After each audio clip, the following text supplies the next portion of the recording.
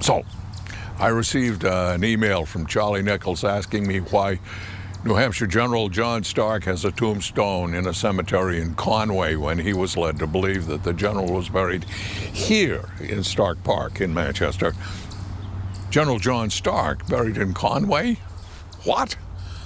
Never heard of such a thing. I had to see for myself, so I go online to find a grave, and sure enough, there's a gravestone to General John Stark in the Stark Cemetery in Conway, and the carving on the stone says G-E-N, all caps, and then it says John Stark, 1740-1812.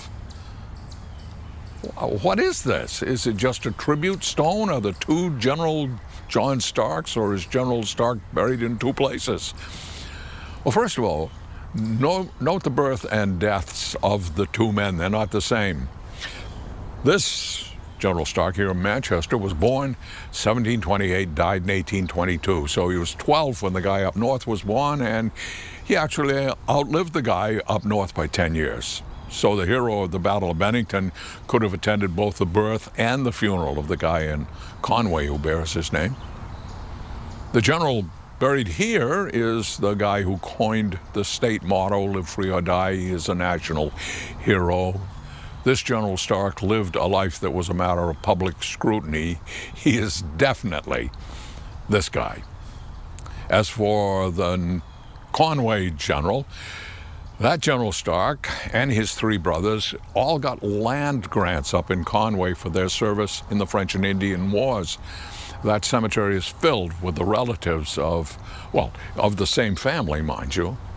Deb Sterling of Virginia, she's a genealogist for the Stark family, and she tells me that the second John Stark up north was from another line of the family entirely. His parents came directly from Scotland. Well, of course, this one's did too, but anyhow, the guy up north is not a general.